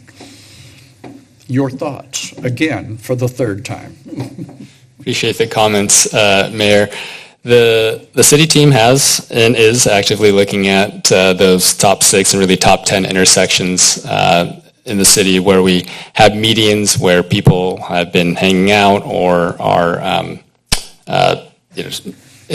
the public right-of-way, in the roadway. And so we are evaluating options to deter that activity. I think we'll come back with something this year to implement as part of a pilot program. What's been part of the challenge when we discuss this, not only just internally, but even with other agencies, is that there's no perfect solution as we try to look at adding improvements, whether it's artwork or fencing. There's always a slice of curb that has to be put out there that people can still stand on. Understood. And so, but to put some additional effort there to deter that is really part of our goal here. And so, okay. So, thank you. I'm not trying to engage in an argumentative exchange here. That's the same answer. This is the third time I've heard that answer. And I still don't see one design. I don't see any money in the budget. I don't see anything. So color me skeptical about whether that's going to happen. So again, I would like, if we need to do this by motion, that's fine. If we can do it by consensus, that would be fine. However we want to do it, I would like to see a schedule before our last day of budget actions next week that shows us which intersections, some rough cost estimate, and some rough estimate of implementation. I don't want to be here next year having this conversation. Mayor, if I could chime in real quickly. We do, just as a point of clarification, have increased the median's budget by about $150,000 in the proposed FY26 budget. And we We have no issue with bringing those options within the timeframe that you've described. We are eager to get some of these improvements in place. That's also true of the Ocean Street Gateway. What's there now is a temporary solution. It has been there for quite some time. We're eager to get that project done as soon as possible as well, and we're happy to bring more definitive timelines around both of those requests. Thank you very much. Then, by consensus, we'll see something back from the two of you prior to our final budget actions. Thank you very much. Any other further questions? We'll go here, and then we'll go here. Councilmember Golder. I remember loving when you said that the first time. And I feel like, and maybe I'm wrong, that we've added the cobbles at 1 and 9, and it has been a bit of an improvement. And I feel like we could do a little more enforcement. I've seen officers just driving by and not stopping, and I do think it's dangerous. I know we've had many deaths at that intersection. I don't know what time of day or whatever, but I think we need to deter people from definitely loitering in these dangerous intersections for their own safety and for the safety of moving cars too. Thank you. Councilmember O'Hara. That was precisely a follow-up question for the city attorney. I was under the impression that we actually do have a muni code on the books limiting the capacity of folks, at least panhandling on medians. Could you provide to council some context on that, please? We do have some muni code on the books as to these topics. It's written quite broadly, and I think the Ninth Circuit precedent would suggest that something that is constitutional would be written much more narrowly. So if it is something that the council wants to entertain, that is a potential option to potentially narrow these types of ordinances to only apply to perhaps the intersections that you're all worried about, which is the fast-moving intersections where it's really a public health and safety issue. As a follow-up, if you mind, I would recommend we think about the environmental design and the code at the same time to try to come at it in a couple different angles. That would be my recommendation. Hope we could have consensus around that as well. To make sure I understand the council member's request, if when you come back before our final budget actions, you would include a description of how we might amend our code on this question to address the issues we're concerned about. Correct. We can do that. Thank you. Is there any objection? No. Any objection? Thank you very much. I just wanted to add that I have seen signage on medians around, with listing the Muni code and saying no loitering allowed for public health and safety reasons. So signage is part of that consideration. And that apparently is where you hang your hat, your coat, and your... All right. Further questions or comments?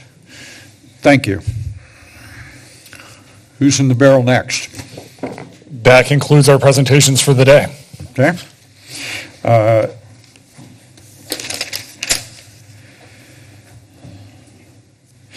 Do other departments have other capital outlay needs that you're going to describe? I know you do, so.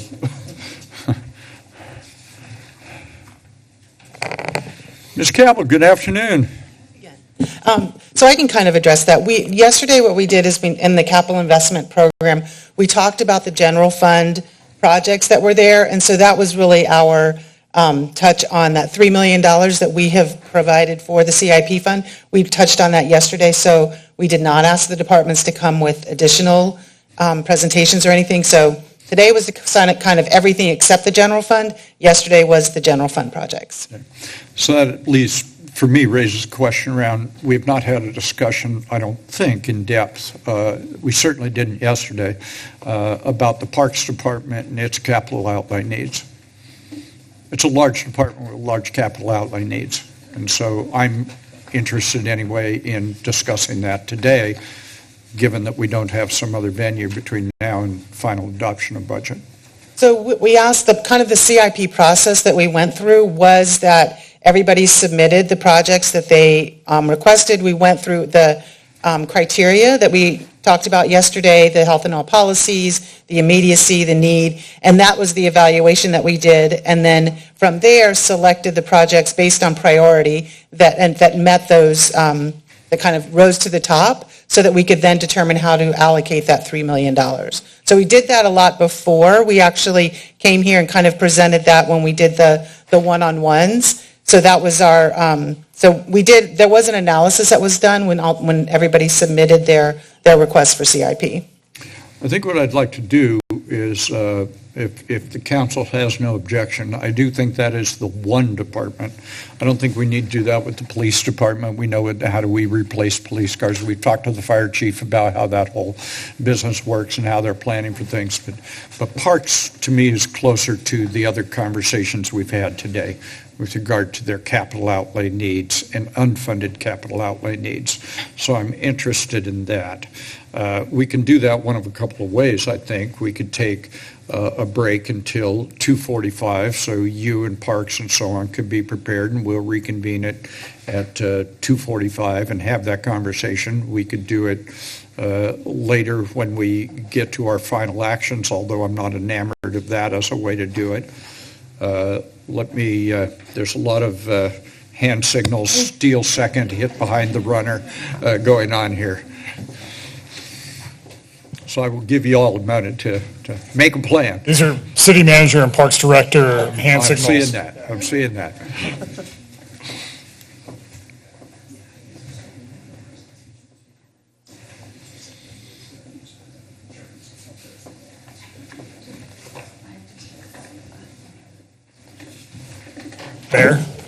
Mayor, 5-minute break. They have a presentation that they can queue up. We'll see you at 20 to 3. Yep. Stand in recess. Thank you.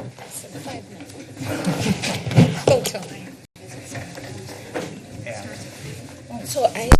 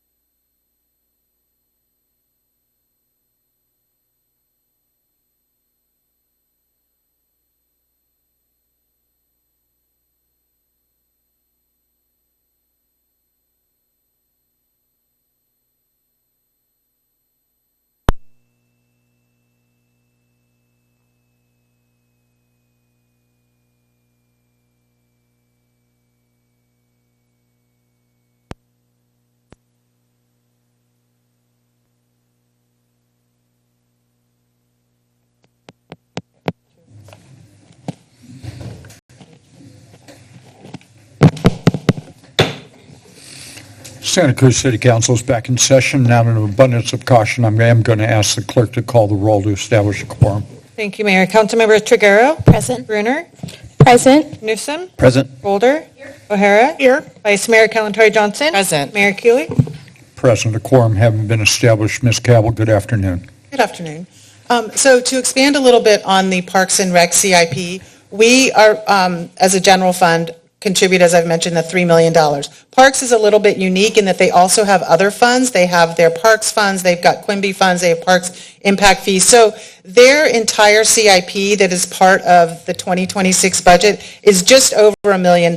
So what's reflected up on the screen here are the projects that are part of the Parks and Rec, specifically in the CIP for 26. The ones that have, or the one in particular that has the asterisk is the one that's specifically funded by the general fund. But again, they have multiple funding sources, so that's where some of these things come from.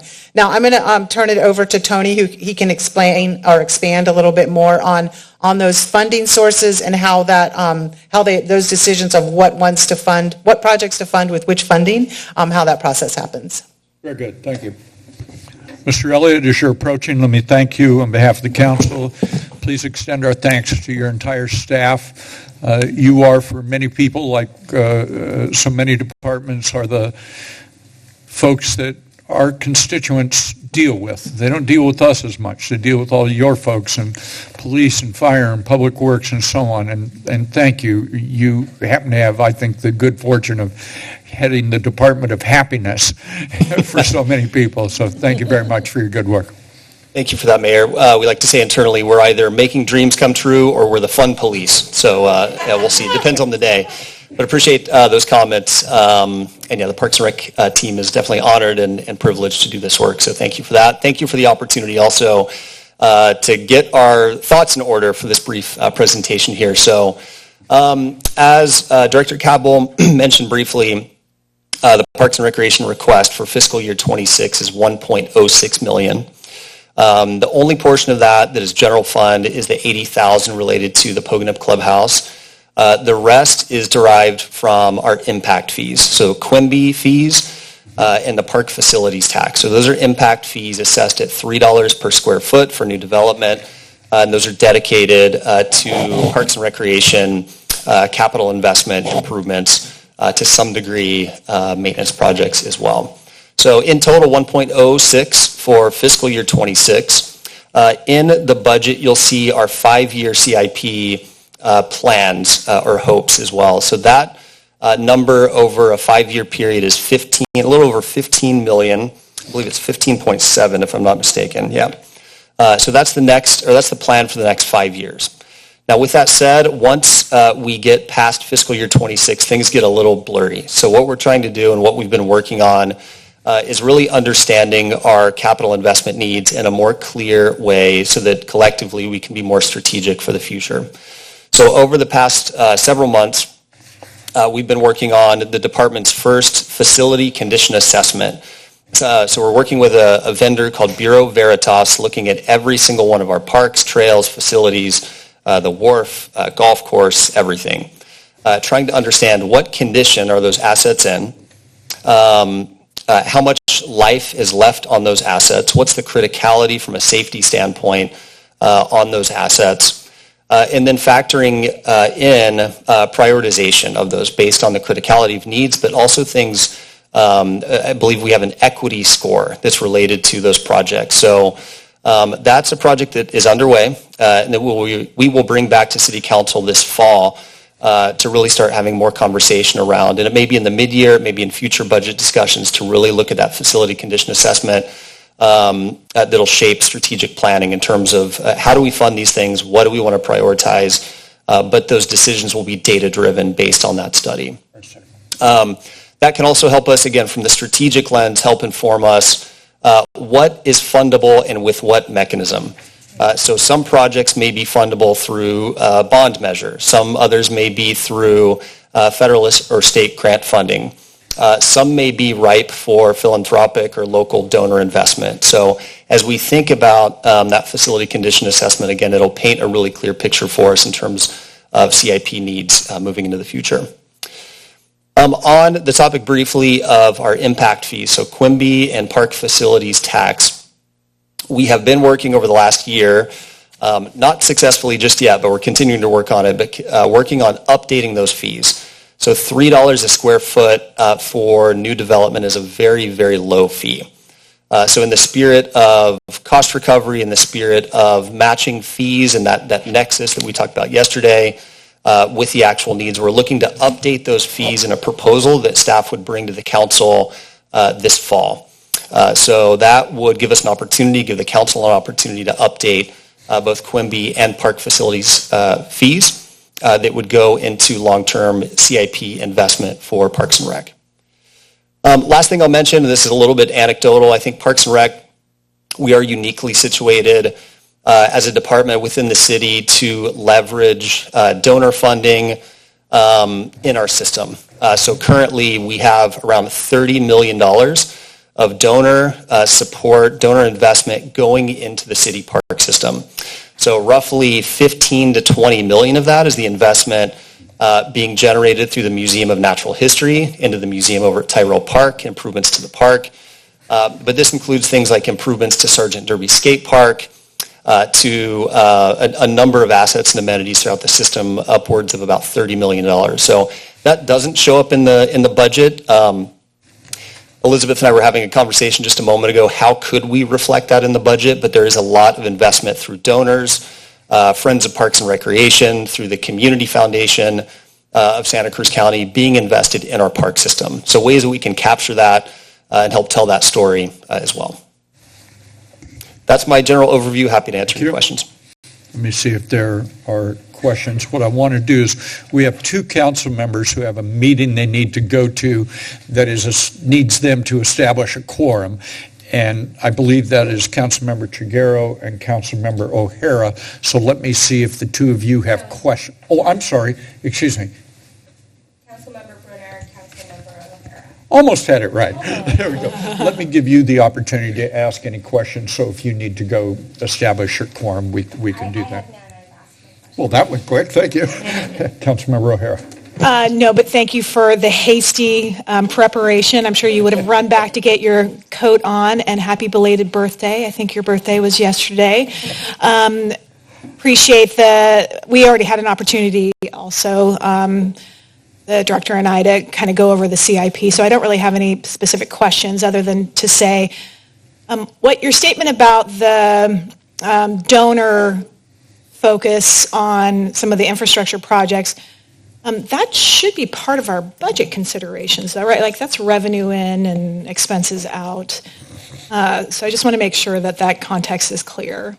Yeah, it's a good question. I think there's a way we can account for that. I'm probably not the expert on that, but we'll coordinate with the finance team on the best way to do that. A lot of those funds or approval for projects or acceptance of grants and funds, that has to come to this body, to the council for approval, as the museum did for their project. But that fund is really managed through the museum, a separate nonprofit organization. So they manage that, but with a degree of oversight and approval from the council.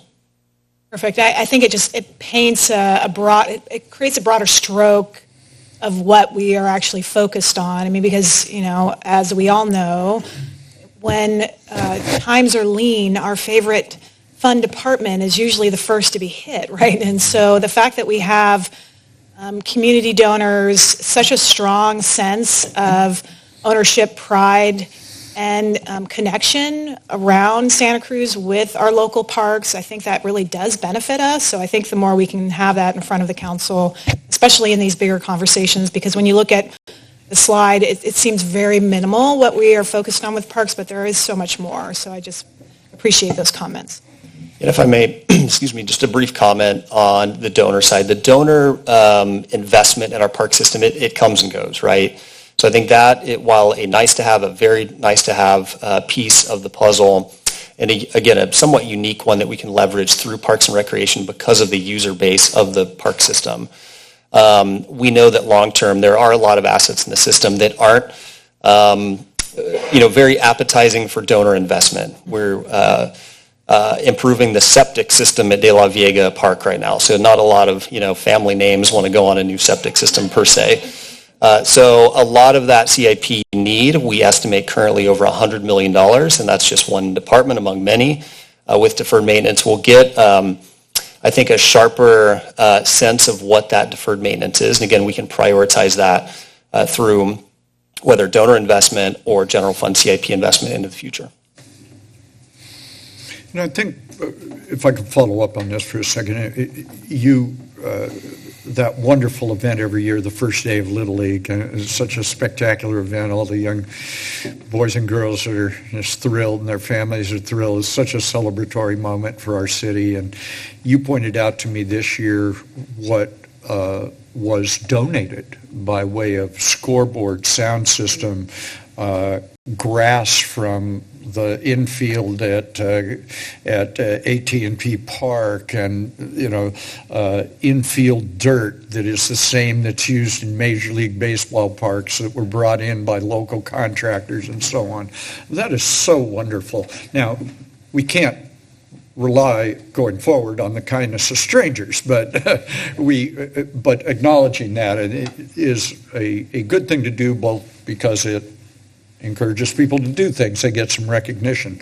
But also I think it is, as a budgetary question, I think it is helpful to understand that. So good work in getting those contributions and so on. Thank you for that. Further questions here? Okay, we will thank the two of you. If you need to leave, the rest of us are going to stay we still have a quorum. A couple of questions, if you would. Thank you. The pool is opening this summer. Yes. And that day will be? What day? We'll let the community know. We're working on it today. It is a finicky, old 65-year-old pool that we're trying to get open. So it'll be, I believe, in June, well, by the end of June. As a 75-year-old mayor, I need advance notice. Yes, you bet. Thank you. Great. This summer. Yes. Wonderful. That's very exciting. Let me ask you about a couple of things. As you think, for example, about the Civic, and you think about its future, what is it you think about? That's a great question. So when I think about the Civic's future, I think a few things. So the first thing that I lean into, and as a department we lean into, is the Parks Master Plan, which sets our vision for the system until 2030. Also, we lean a little bit into, there's some past feasibility studies on the Civic Auditorium and what is the future, what could it be. Those studies were done probably 2017, 2018 timeframe, and estimated an overhaul investment to really modernize and upgrade the Civic Auditorium around $24 million at the time. That number may be higher, I don't want to say lower, that number's higher. It depends the scope of what our community wants out of the Civic Auditorium. So the Civic is an 80-plus-year-old venue. It is booming at the moment with activities, and at the moment graduations in particular, but concerts and performance arts at the Civic. So Roller derby, absolutely. So I think the Civic, we call it the cornerstone of the community. It's a key part of the economic development of our downtown. Now, the future of it, I think, is a great question. The Parks Master Plan says let's invest in it. It's our performance arts venue. It's a draw for tourism and community members across the county and the region.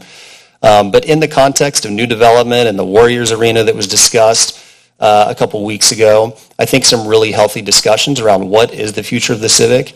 Zooming out a little bit too, I think it's important as we look at the capital investment needs across the city park system, things like the wharf, the golf course, our 32 neighborhood parks, our open spaces. If we had $100 million to invest in the system, where would we put that? If we had $100, where would we put that? So I think these are all really healthy discussions for the future, but I will say that the Parks Master Plan paints a vision for the future of the Civic being, again, this hub of performance arts in our downtown, and I will say that our staff are committed to that and very passionate about doing that work day in and day out. I hope that answers the question. My response is hum. Thank you. The pool and the Civic, that's very helpful. I don't expect your department to recover all your fees. I don't think it's right to say to a kid, $28 please to go swimming this afternoon. So understood. But within the context of wanting to make sure people have access, but also understanding that fee recovery of costs is a good idea. Your idea of how to balance that out in the department is what? What policy guidance helps you decide where those points are? Yeah, great question. I might welcome Lindsay to speak to this as well, our principal management analyst, just for some diversity of voice here. Sure. So broadly, what I would say is that in Parks and Recreation, we charge a variety of fees and rates for a whole host of programs, classes, rentals, so on and so forth. We have a revenue policy specific to the department. We have a whole host of national best management practices on how we manage and set fees and rates, balancing exactly what you said, balancing accessibility to our programs with cost recovery. I could talk about this for a long time, but generally there's a spectrum that we look at. Is it a private good that we are offering, or is it a public good that we're offering? That's right. On that spectrum, we will set rates generally based on that spectrum. So if it is a private or sort of individual serving class, the rate that they pay pays for the full cost of that class. So we are not subsidizing a class for a user where the user receives that sole benefit. Okay. Now, for a big event to the public or to a community pool, for example, things that are open to the public, we will subsidize those to a greater rate. And it depends where it falls on that spectrum. Generally, as a department, we have been on an annual basis between a 30 and 40% cost recovery. So that's total expenditures, that's labor, all costs, versus all of our revenues. So in fiscal year 26, I believe in the budget, we're right around 30%. Now what we're seeing is that annual cost recovery dip a little bit from closer to 40% down toward 30% due to increasing operational costs across the department. Okay, so I'll make sure I understand what you just said. That isn't a decrease in the revenue, that's an increase in the costs. Correct. I think that's generally correct. It's a decrease in cost recovery because you didn't change the rates and the costs went up. Exactly. Okay. Exactly. So happy to dive into that in great detail. I want to welcome Lindsay up. Let me Sure. Let me go a little deeper into the construct, if you will, of when you are looking at that.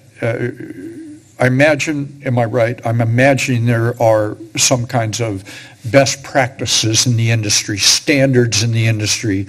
The California Parks and Recreation Directors Association must look at this across a range of, you're not here by yourself saying, gee, I wonder how we should do this. There's a lot out there. Your colleagues do this all the time, right? So drill down a little bit deeper on how you are. So you're sitting there looking at whether it's the pool or other cost, other centers of expenditures that you're trying to do some cost recovery. So take us another step or two on that analysis. Yeah. I'm going to look back to our principal management analyst, Lindsay Bass. So yeah, I'm going to welcome her. She has not jumped to her feet anytime. We'll get everybody involved. I'm happy to speak to it in great detail. I'll get really wonky on this really quickly and go down a rabbit hole, but I'll welcome Lindsay maybe to be a little more succinct on this topic. Good afternoon. Good afternoon. Again, Lindsay Bass, Principal Management Analyst in Parks and Recreation. Across the department, we have a variety of activities, some of which are fully subsidized, like our open spaces, our park spaces, but then we have other activities where they do generate revenue. And in those activities, we do a deep dive and evaluate kind of programmatic costs and then look at what full cost recovery would be for that program, and then look at, depending on the program, we can do market analyses to see what will the market bear. As you know, for our youth programs, we offer scholarships.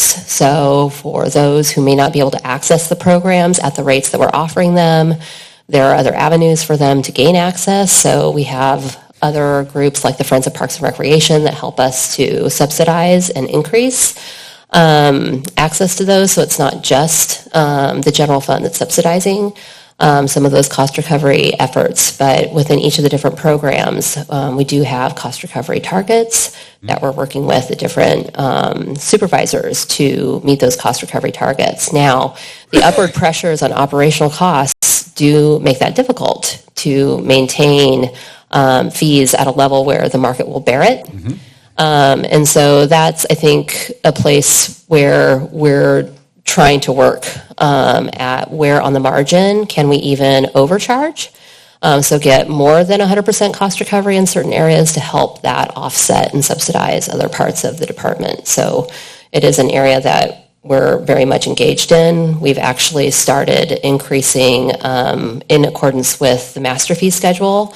Our rates go up every year to help absorb inflation, and we try to fold in more rate work with more parts of the department every year. So an operational plan for the Civic is really working to drive better cost recovery there. An operational plan at the golf course has the golf course pretty much fully cost recovering there.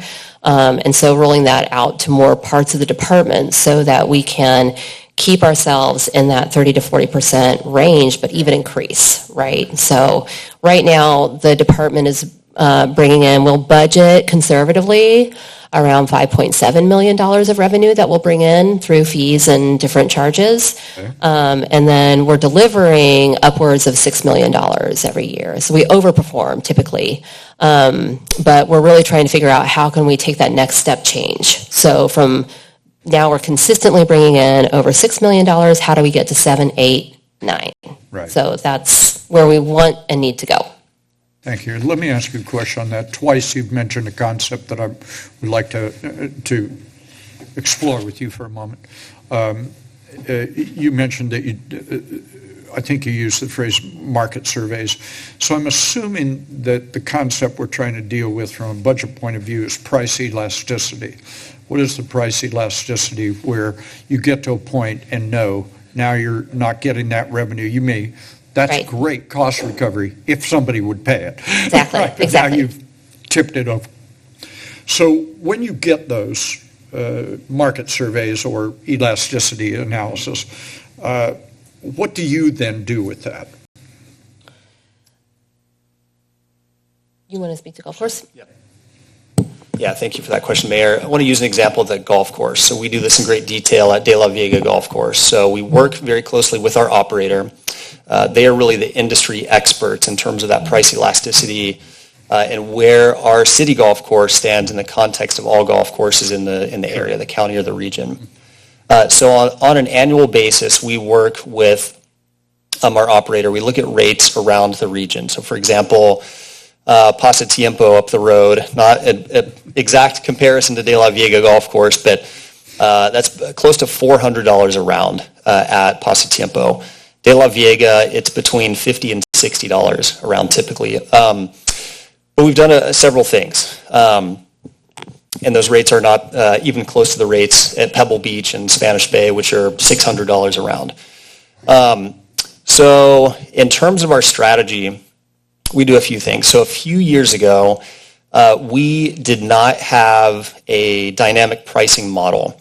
So in the past few years, we've worked with our operator to really develop a demand-based model for pricing for the golf course. So if you want to play golf today, rates are going to be low. But if the U.S. Open is at Pebble Beach in a couple weeks, rates at De La Viega are going to be at a peak, maybe close to $90 to $100 a round.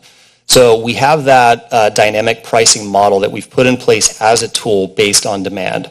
Now within that, though, we keep rates, or we give opportunities to community members to keep rates low. So we have a county card, for example. If you live in the county, you get a discount. There are memberships you can sign up for and get lower rates for locals. So a lot of different factors that we look at, including, again, what is that price elasticity or what is that price point at which we turn people away.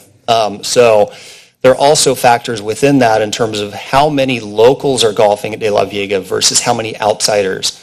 So it used to be about 70-30 in favor of folks outside of the county who play at the golf course. Now it's flipped. About 70% of the users are local. Really? They get a better rate.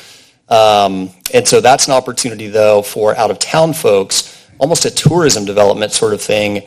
As people are in town, how do we get them to the golf course? We do roughly about 40,000 rounds of golf up at De La Vega per year. But we assess these numbers, we assess rates, we adjust those rates potentially every year. We kept those rates flat for 10 years until about 3 years ago, and we started to increase those rates to more of a market level. So that's an example of how sort of precisely we're looking at rates, engaging our expert in this case through the golf course operator, setting rates accordingly, but monitoring who's using the course, when, and what are they paying to make sure that we're welcoming, accessible, inviting people in, but also generating enough revenue, as Lindsay mentioned, to fully cost recover at the golf course. Very good. Thank you. This is not a question. It's not a question.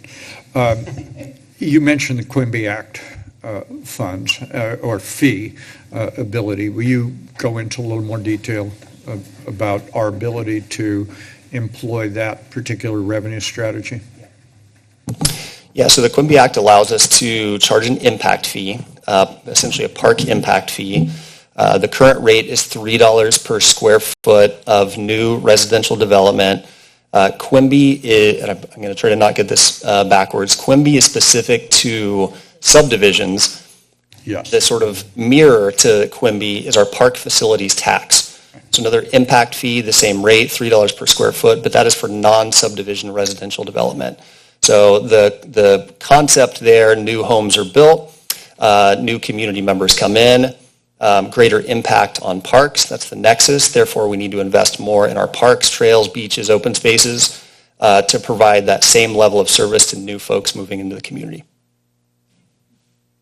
Just a point on the Quimby and the park tax. I think comments previously by council members to the lack of active housing development in the community over time means that the projections that we saw in the Parks Master Plan around what the Quimby fees and the park tax would generate did not come to fruition. So now we're beginning to see more generation of Quimby and park tax with more development, more housing being built in the community. So that's been a beneficial turn of events, and that is another reason why we're very proactive in wanting to address and revisit those fees so that we can make sure that as that development is happening, that we are charging the correct cost recovery fee for the price of bringing new park assets to the community. Good. I don't know if you ever had a chance to meet John Quimby. John Quimby was an assembly member for a long time, and when I was a very young staffer to a member in the legislature back in the day, John was still there. And then when I went back there as a member, John had converted over to being a lobbyist. And John's an interesting guy. He lives in a wheelchair, and a big guy. And John, very gruff, very tough guy, until it came to anything about kids. And then John was just a big marshmallow. And it would be like, yeah, I want to do this, and I want to do this, and I want to do it. He's a terrifically good guy, a huge heart for kids. So John Quimby, good guy. But thank you very much for your explanations. I really appreciate it. Let me see if there are other questions or comments by members. We completed our business here. Yes, sir. We completed our business here. We will come back again very soon and take up our final budget actions at a later date. And at this point, the Vice Mayor moves and Councilmember Golder seconds that we adjourn. And the motion is not debatable. Those in favor signify by saying aye. Opposed, motion carries. Thank you all very much. We stand adjourned. I guess.